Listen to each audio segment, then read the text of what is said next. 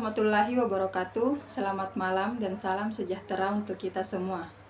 Untuk memenuhi tugas 1 mata kuliah logika, pada kesempatan ini saya akan menyampaikan materi mengenai 2 hal penting dalam logika, yaitu jenis-jenis term dan bentuk-bentuk sesat pikir atau logical fallacy.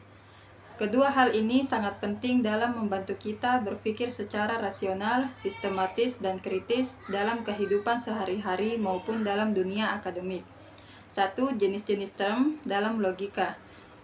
Term pada hakikatnya terbagi menjadi banyak jenis, namun kali ini saya akan menjelaskan 3 diantaranya, yaitu istilah umum, istilah khusus, dan istilah teknis. Istilah umum merupakan istilah yang merujuk pada kategori luas dan mencakup berbagai objek atau entitas. Contoh, hewan yang mencakup kucing, anjing, sapi, dan sebagainya. 2. Istilah khusus merupakan istilah yang merujuk pada objek atau entitas yang lebih spesifik dan terbatas. Contoh kucing, yaitu hewan dengan ciri khas seperti bulu lembut, kumis, dan cakar. 3. Istilah teknis merupakan istilah yang digunakan dalam bidang ilmu pengetahuan atau keahlian tertentu. Contoh DNA, yaitu materi genetik yang menyimpan informasi genetik dalam sel makhluk hidup. 2. Bentuk-bentuk sesat pikir atau logical fallacy. Sesat pikir atau logical fallacy adalah bentuk kesalahan dalam penalaran yang membuat argumen menjadi tidak valid atau menyesatkan. Berikut beberapa contohnya. 1.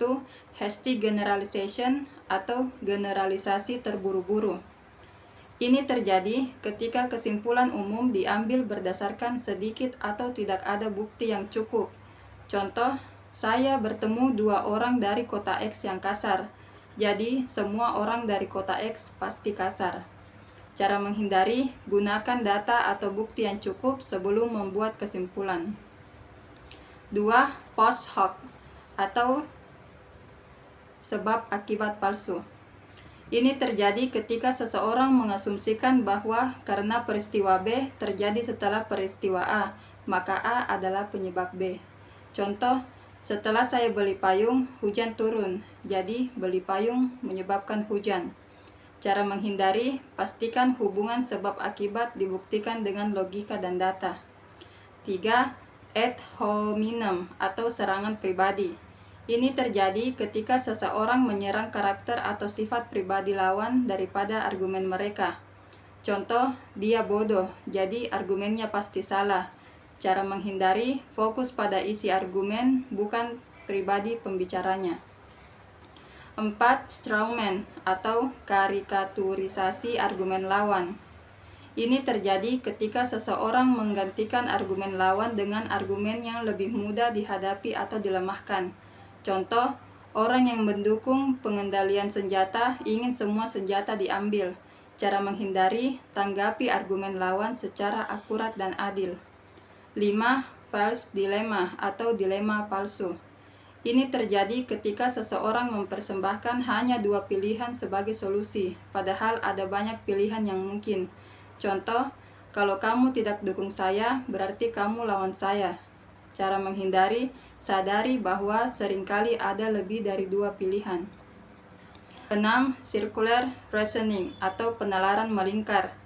Ini terjadi ketika argumen itu sendiri digunakan sebagai bukti dukungan. Contoh, saya benar karena saya tidak pernah salah. Cara menghindari, gunakan alasan atau bukti eksternal yang mendukung klaim. Agar terhindar dari sesat pikir, kita perlu melatih kemampuan berpikir kritis, mendasarkan argumen pada bukti yang valid, dan selalu terbuka dalam sudut pandang lain. Demikian yang dapat saya sampaikan mengenai jenis-jenis term beserta contohnya, serta bentuk-bentuk sesat pikir dan cara menghindarinya. Semoga penjelasan ini bermanfaat dan dapat membantu kita semua dalam menyusun argumen yang logis dan meyakinkan. Terima kasih atas perhatian dan waktunya. Wassalamualaikum warahmatullahi wabarakatuh.